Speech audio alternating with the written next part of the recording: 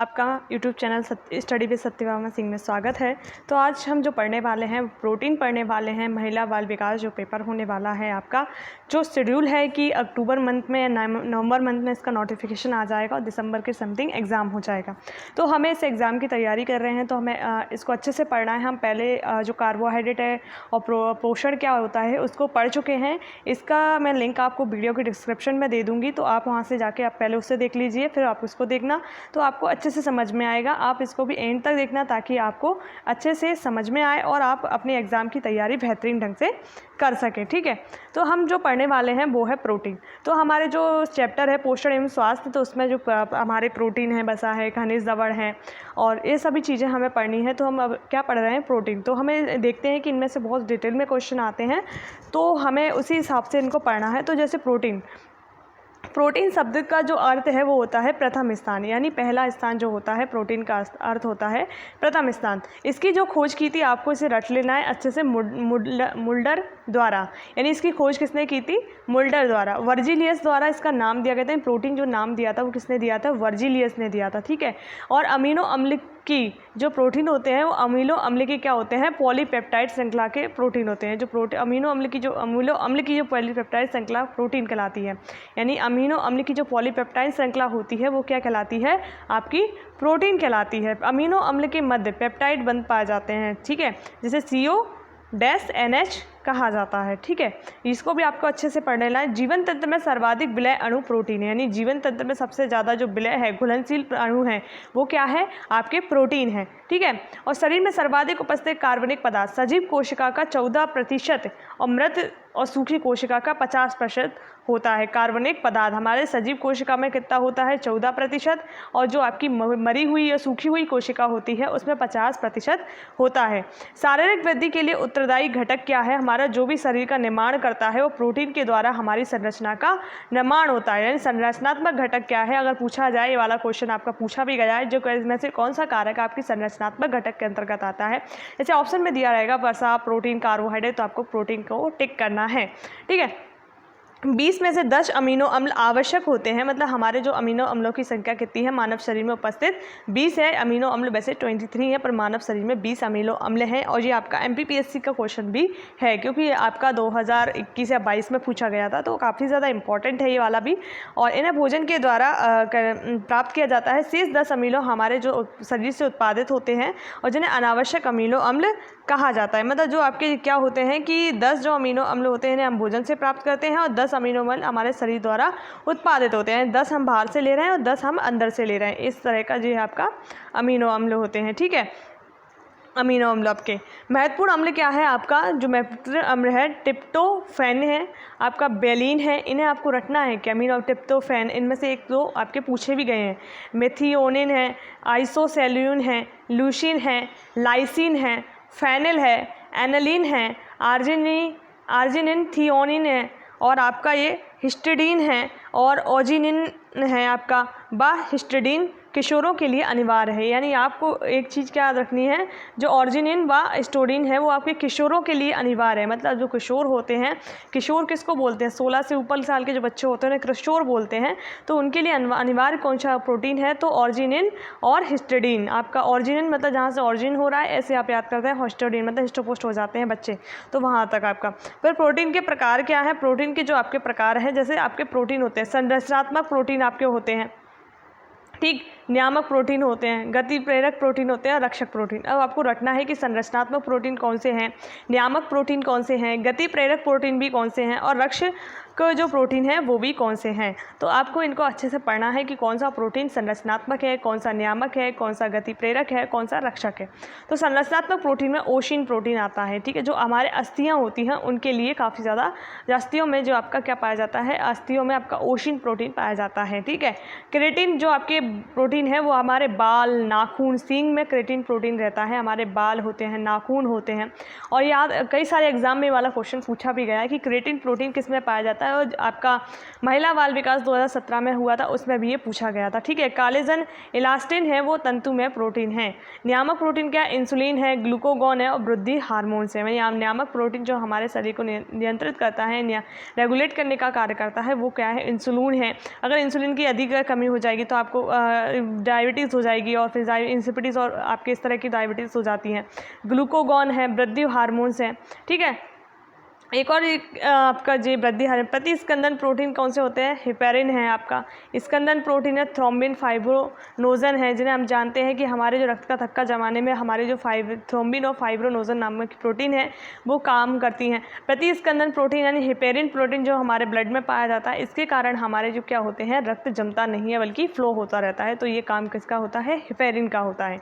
वाहक प्रोटीन में आपके आते हैं हीमोग्लोबिन, एल्बुमिन होती है। जो एल्बुमिन प्रोटीन है वो आपकी किस में पाई जाती है? अंडे में पाई जाती है। हीमोग्लोबिन जो प्रोटीन है जिसके कारण हमारे रक्त का रंग कितना कैसा होता है? लाल होता है। मतलब हीमोग्लोबिन के कारण हमारे शरीर का जो रक्त होता है उसका रंग लाल होता है। रक्षक प्रोटीन में आपका लिम्फोसाइट है, इंटरल्यूकिन है और इंटरफेरोन है, यानी जो हमारे शरीर की रक्षा करते हैं उन प्रोटीन में आपका लिम्फोसाइट हो गया, इंटरल्यूकिन हो गया, इंटरफेरोन हो गया। पोषक प्रोटीन कौन से होते हैं? जो हमारे पोषक तत्व प्रदान करते हैं वो प्रोटीन कौन से होते हैं आपके?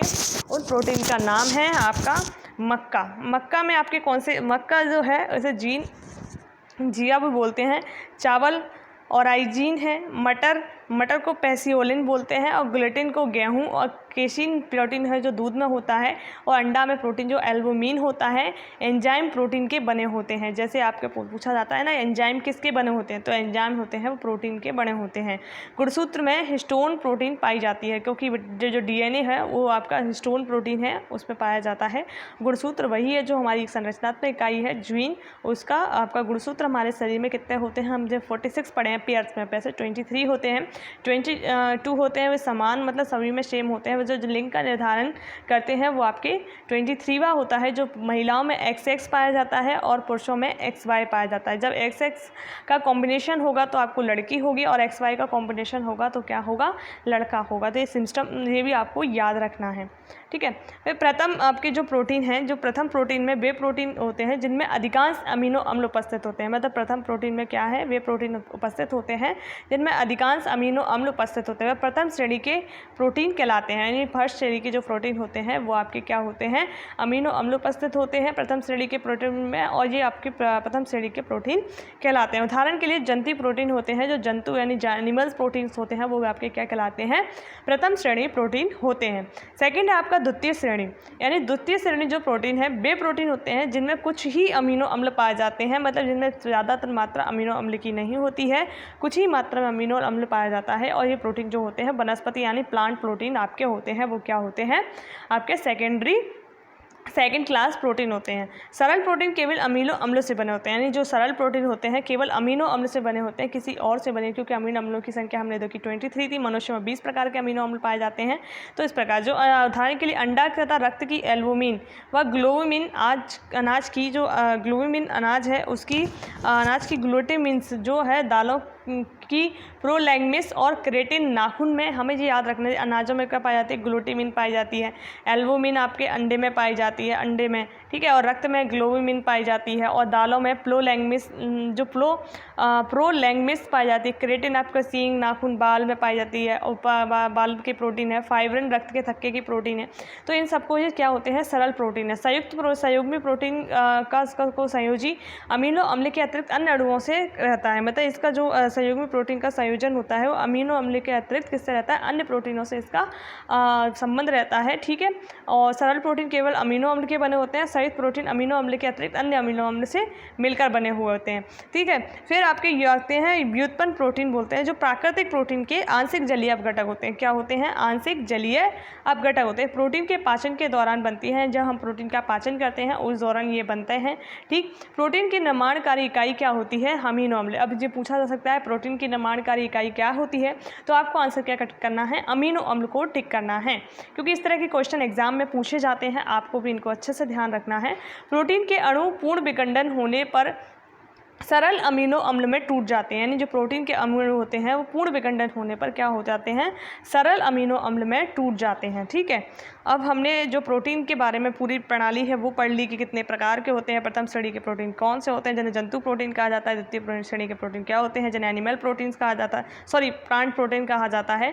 और प्रोटीन के कार्य, यानी प्रोटीन का कार्य क्या क्या है? प्रोटीन का कार्य है एंटीबॉडी के रूप में शरीर की सुरक्षा करना। एंटीबॉडी का काम कौन करता है? प्रोटीन के हम कार्य पढ़ेंगे तो इसका कार्य क्या है, एंटीबॉडी के रूप में हमारे शरीर की रक्षा करना, यानी इसके कार्य पढ़ रहे हैं हम। तो शरीर की सुरक्षा करने का कार्य क्या करता है, आपका प्रोटीन करता है एंटीबॉडी के रूप में। कोशिकाओं की वृद्धि और मरम्मत, यानी वृद्धि और मरम्मत का कार्य भी आपका ये करता है, मरम्मत का कार्य भी आपका कौन करता है, प्रोटीन करता है, ठीक है। हार्मोन संश्लेषण में, मैंने हार्मोन जो आपके होते हैं उनके संश्लेषण का कार्य भी आपका क्या करता है, प्रोटीन करता है। हीमोग्लोबिन के रूप में शरीर की गैसीय संवहन का कार्य होता है, वो भी आपका प्रोटीन के द्वारा होता है, मतलब हीमोग्लोबिन के रूप में, ठीक। हीमोग्लोबिन के रूप में शरीर में गैसीय संवहन है, उसका संवहन होता है, उसका कार्य भी ये करता है। जो आपका प्रोटीन है वो मेटाबॉलिक प्रक्रिया में एंजाइम का कार्य भी करता है। जो मेटाबॉलिक प्रक्रिया होती है उसमें एंजाइम का कार्य कौन करता है, आपका प्रोटीन करता है, ठीक है। प्रोटीन शरीर के निर्माण और पुनर्निर्माण प्रक्रिया में महत्वपूर्ण भूमिका निभाता है, यानी प्रोटीन के द्वारा हमारे शरीर का निर्माण और पुनर्निर्माण प्रक्रिया होती है, उसमें महत्वपूर्ण भूमिका निभाने का कार्य प्रोटीन हमारे शरीर में करता है। जो अमीनो अम्ल के अवश्यंभावी जो मात्रा होती है उसको भी प्रदान कौन करता है, हमारा प्रोटीन करता है। और ये आपका योग्य मात्रा में प्रोटीन लेना मांसपेशियां, नाखून, बाल, दांत, त्वचा और नाखून स्वस्थ आदि कोशिकाओं के लिए महत्वपूर्ण होता है। इनके लिए हमें प्रोटीन की आवश्यकता होती है, प्रोटीन की डिफिशियंसी हो जाती है तो इन सभी में भी क्षरण होना प्रारंभ हो जाता है। प्रोटीन हमारे शरीर को मरम्मत का कार्य करता है, हमारे शरीर की जो मांसपेशियां होती हैं उनको मजबूत करता है, यानी मांसपेशियों को मजबूत करने का कार्य कौन करता है, आपका प्रोटीन के द्वारा किया जाता है, ठीक। और गर्भावस्था में भी प्रोटीन काफ़ी ज़्यादा आवश्यक होता है, क्योंकि इसका काम ही क्या होता है, संरचनात्मक निर्माण करना। जब बच्चे की संरचना बनेगी तो हमें किसकी सबसे ज़्यादा आवश्यकता होगी, तो प्रोटीन की आवश्यकता होगी। तो संरचनात्मकता में ये आपका प्रोटीन महत्वपूर्ण भूमिका निभाता है, ठीक। अब हम देखते हैं कि प्रोटीन के जो सोर्स हैं सबसे ज़्यादा क्या हैं, तो सोयाबीन आपका प्रोटीन का सोर्स है। बहुत ज़्यादा बोला जाता है कि 42% इसमें प्रोटीन होती है, सबसे ज़्यादा ऐसा बोला जाता है सोयाबीन में, क्योंकि ये क्वेश्चन कई सारे एग्जाम में पूछा भी गया है। दाल है, बादाम है, पनीर है, आपका सोयाबीन है, पनीर है, दाल है, बादाम है और मछली के अंडे हैं, इनमें प्रोटीन पाया जाता है। प्रोटीन ऊर्जा कुपोषण में, जो कुपोषण से हमारी रक्षा करता है, और आपके प्रोटीन की कमी से कई सारे रोग भी हो जाते हैं जो शरीर के लिए काफ़ी ज़्यादा घातक होते हैं। जैसे कि आपके बच्चों में आपने देखा होगा जो प्रोटीन की कमी से जो रोग होते हैं वो आपके बच्चों में कौन सा होता है, आपका मेरामस रोग होता है। इसको ऐसे लिखते हैं, मेरामस रोग। ये बच्चों में आपका होता है प्रोटीन की डिफिशियंसी से। और एक और रोग भी होता है जिसे क्वाशियोरकर कहा जाता है, क्वाशियोरकोर।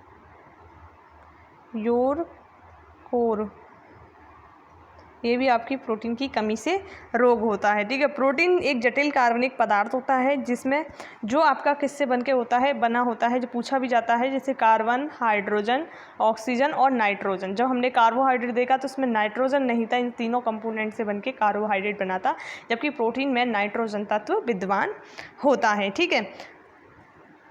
प्रोटीन में इन सब के साथ साथ कभी कभी सल्फ़र भी पाया जाता है, आपका सल्फ़र है और आपका फास्फोरस है, ठीक है, और आयरन, इन तीनों का कंपोनेंट भी इसमें पाया जाता है, कभी कभी ऐसा होता है। यहाँ आपको पता है प्रोटीन 20 प्रकार के होते हैं और जो विभिन्न संयोगों से बने होते हैं और आपको पोषण तत्व प्रदान करते हैं। अब प्रोटीन के हमने सरल प्रोटीन देख लिया, संयुक्त प्रोटीन भी देख लिया, व्युत्पन्न प्रोटीन भी देख लिया, इनके एग्जाम्पल भी देख लिए जो हमारे लिए आवश्यक होते हैं, ठीक है। अब थोड़ा और इनके बारे में देख लेते हैं हम अच्छे से। जैसे सरल एवं शुद्ध प्रोटीन, यानी जो किसी से भी बने नहीं है, सिर्फ अमीनो अम्ल के बने होते हैं, और वो प्रोटीन आपके क्या कहलाते हैं, सरल एवं शुद्ध प्रोटीन कहलाते हैं। अंडों व रक्त की एल्बुमिन एवं ग्लोब्युलिन जो प्रोटीन होती है वो आपके इसके उदाहरण हैं। अनाज की ग्लूटामिन्स, दालों की प्रोलैंगिन्स, क्रेटिन आपकी नाखून, सींग, बाल प्रोटीन, फाइब्रिन रक्त के थक्के की प्रोटीन होती है, और संयुग्मी या अनुरुद्ध प्रोटीन जिनमें आपके अमीनो अम्ल के साथ साथ अन्य तत्व भी मिले होते हैं, तो वो आपके संयुग्मी प्रोटीन होते हैं जो मिलकर बनता है। जैसे फास्फोप्रोटीन, केसिन प्रोटीन आपकी दूध में पाई जाती है, ठीक है। न्यूक्लियोप्रोटीन है, आपकी न्यूक्लिक अम्ल होता है वहाँ पर पाई। ग्लाइकोप्रोटीन है, लाइपोप्रोटीन है, अंडे की जर्दी होती है उसमें लाइपोप्रोटीन पाई जाती है। लाइपोबिटेलिन है, क्रोमोप्रोटीन है, ये आपके क्या है, संयुग्मी प्रोटीन है। तो फास्फोप्रोटीन, लीकोप्रोटीन प्रोटीन, ग्लाइकोप्रोटीन, लाइपोप्रोटीन और आपको लाइपोबिटिलिन और क्रोमोप्रोटीन, इन सबके नाम क्यों याद रखें, क्योंकि ये संयुग्मी प्रोटीन है। और व्युत्पन्न प्रोटीन क्या होते हैं, जो प्राकृतिक प्रोटीन के आंशिक जलीय अपघटन से प्राप्त होते हैं। यानी क्या प्राप्त होते हैं, जलीय अपघटन से प्राप्त होते हैं। प्रोटीन पाचन के दौरान बनती हैं। यानी जो व्युत्पन्न प्रोटीन होती है वो आपकी कब बनती है, जब हम प्रोटीन का पाचन करते हैं उस समय हमारे प्रोटीन का निर्माण, कौन से प्रोटीन का निर्माण होता है, तो व्युत्पन्न प्रोटीन का निर्माण होता है। इसकी जब प्रोटीन की डिफिशियंसी हमारे शरीर में होने लगती है तो हमें क्या होता है, अवसाद जमा हो जाते हैं। अवसाद यानी हम लोग बहुत ही दुखी रहने लगते हैं और किसी चीज़ में मन नहीं लगता है, प्रोटीन की डिफिशियंसी में शारीरिक विकास नहीं होता है, हम दुबले पतले हो जाते हैं, प्रोटीन की कमी के कारण कुपोषित हो जाते हैं, यानी घेंगा जैसे रोग, हमारे जो आयोडीन की कमी से होता है वो इस टाइप के हम देखने लगते हैं। बहुत ही दुबले पतले लोग, उनमें प्रोटीन की कमी होती है। बच्चों में भी जैसे मैरामस और क्वासियोरकर नाम की बीमारी हो जाती है, हमें नींद नहीं आती, हमारा वजन कमज़ोर हो जाता है, वजन कम हो जाता है, दिमाग हमारा ज़्यादा नहीं चलता है, हम उतना ही ज़्यादा हमें आलस आने लगता है, क्योंकि हमें किसकी कमी हो गई है, प्रोटीन की कमी हो गई है। प्रोटीन की कमी से हमें कई सारी बीमारियां हैं वो घेर लेती हैं। प्रोटीन की कमी से आपको एनीमिया भी हो जाता है, और ये एनीमिया आपका वैसे तो आपका आयरन की कमी से होता है, पर प्रोटीन की डिफिशियंसी भी इसमें महत्वपूर्ण भूमिका निभाती है। आपकी आयरन की कमी से हमें ये वाला रोग भी हो जाता है, ठीक है। और हमारा शरीर बहुत ही सुस्त महसूस करता है प्रोटीन की कमी के कारण। अब प्रोटीन का मात्रा का क्रम, यानी सबसे ज़्यादा प्रोटीन हमने देखा कि 42% है वो किस में पाई जाती है, सोयाबीन में पाई जाती है, परंतु सबसे और भी पोषक तत्व हैं जिनमें सबसे ज़्यादा प्रोटीन पाई जाती है, तो उनके भी नाम हम देख लेते हैं। तो जैसे कि आपका क्लोरेला आपको पता है, जब अंतरिक्ष में जाते हैं तो क्लोरेला नाम की शैवाल है, इसको लेके गए थे क्लोरेला शैवाल में सबसे ज़्यादा प्रोटीन पाई जाती है। कितने परसेंट, 70% प्रोटीन है वो क्लोरेला शैवाल में पाई जाती है, ठीक है। दूसरे नंबर पे आपकी आती है स्पाइरलिना, यानी स्पाइरलिना, इसमें जो प्रोटीन की मात्रा होती है सेकंड नंबर पर है, 65% है वो प्रोटीन इसमें पाई जाती है, ठीक है। इसके बाद आती है मशरूम ऊतक जो होते हैं, मशरूम ऊतक में आपकी प्रोटीन पाई जाती है। किसमें, मशरूम ऊतक में। जो मशरूम कवक हैं, मशरूम आपके कवक हैं, इनमें प्रोटीन पाई जाती है। और आपके उसके बाद आते हैं सोयाबीन इस पर चौथे नंबर पर आता है, ठीक है। जो गोशीपिन कपास की प्रोटीन है, जो कीटनाशक की तरह का आती है, जो गोशीपिन क्या है, गोशीपिन आपकी किस में पाई जाती है, गोशीपिन आपकी कपास की प्रोटीन है जो आपके कीटनाशक के रूप में कार्य करती है, ठीक है। और एक और प्रोटीन है जो काफ़ी ज़्यादा इम्पॉर्टेंट है, फाइब्रोइन नाम की प्रोटीन है जो आपकी कपास में पाई जाती है। यानी किस में पाई जाती है, कपास में मुख्य रूप से फाइब्रोइन नाम की प्रोटीन पाई जाती है, कपास में आपकी फाइब्रोइन नाम की प्रोटीन। और प्रोलैंग्मिस हमने देखा दालों में पाई जाती है, और आपके जो प्रोटीन एंटीबॉडी के रूप में भी काम करती है। और जो आपका बीटी विटामिन आप जानते हैं, बैसिलस थ्रैन्जोसिस नाम का जो आपका एक तरह का कीट है, जिसको मारने के लिए इस प्रोटीन का इस्तेमाल किया है, क्रायो-1A ये नाम की प्रोटीन का इस्तेमाल हमने बीटी कपास में किया था उसे मारने के लिए। तो इस प्रकार की प्रोटीन भी हमें सिंथेटिक प्रोटीन के रूप में इस्तेमाल करके उन रोगों से सुरक्षा प्रदान कर सकते हैं। अब जो प्रोटीन की जो प्रस्तावित मात्रा हमारे शरीर में कितनी होनी चाहिए, यानी जो पुरुष हैं तो आपको 60 ग्राम प्रोटीन खानी है, महिला है तो 50 ग्राम या 10 ग्राम कम खा लेना। अगर आप धात्री हैं यानी बच्चे को दूध पिलाने वाली महिला है तो 0 से 6 महीने का आपका बच्चा है तो 25 ग्राम प्रोटीन आपको लेनी है, प्लस 18 ग्राम प्रोटीन, यानी जो आप ले रहे हो एक्चुअल में 50 ग्राम प्रोटीन, उसका मैं 25 ग्राम प्लस 18 ग्राम आप प्रोटीन ले लोगे। और 6 से 12 साल का आपका बच्चा है तो 15 ग्राम प्रोटीन आपको चाहिए रहेगी। तो गर्भावस्था में शिशु मतलब जब आपके पेट में बच्चा है 0 से 6 महीने, गर्भावस्था में जो शिशु है उसको 2.05 ग्राम प्रति ग्राम शारीरिक वजन के अनुसार, और 6 से 12 साल का है, 12 महीने में है तो 1 से 65 ग्राम प्रति किलोग्राम शारीरिक वजन का। बालक है तो 1 से 3 साल का है तो 22 ग्राम प्रोटीन चाहिए। 4 से 6 वर्ष का है तो 30 ग्राम आपको प्रोटीन चाहिए। सब 7 से 9 वर्ष का है तो 41 ग्राम प्रोटीन चाहिए। आपका जो लड़का है यानी बालक में लड़के लड़की दोनों आ रहे हैं, और लड़के में आपका 10 से 12 साल का आपका लड़का है तो 54 ग्राम आपको प्रोटीन चाहिए। जब आपका लड़का 13 से 15 साल का हो जाए 70 ग्राम प्रोटीन चाहिए। जब आपकी जो लड़का है 16 से 18 वर्ष का हो जाए तो 78 ग्राम प्रोटीन चाहिए।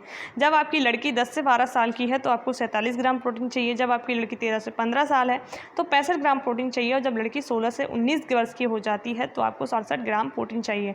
यानी पुरुष को ज़्यादा प्रोटीन की आवश्यकता है अपेक्षाकृत महिला। जब महिला प्रेग्नेंट होती है तब उसको पुरुष से ज़्यादा प्रोटीन की आवश्यकता होती है, अन्यथा महिला पुरुष से कम ही प्रोटीन एब्जॉर्ब करेगी और उसको उसकी ही नीड है, उससे ज़्यादा उसे नीड नहीं है।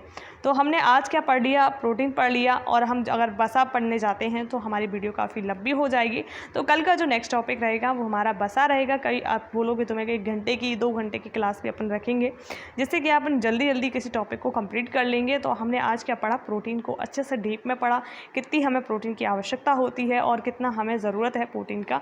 तो हमने आज प्रोटीन अपनी कंप्लीट कर ली। इसमें से आपका कोई भी क्वेश्चन बाहर नहीं जाने वाला है, ऐसा मुझे लगता है, क्योंकि हमने हर डायमेंशन को कवर किया है इसमें, चाहे रोग हो, चाहे उसका प्रोटीन का प्रकार हो, चाहे प्रोटीन की कमी से होने वाले रोग हो गए, प्रकार हो गए, उसके जो प्रस्तावित मात्रा निर्धारित की है उन सभी को, लक्षण को भी हमने ये देख लिया है प्रोटीन के।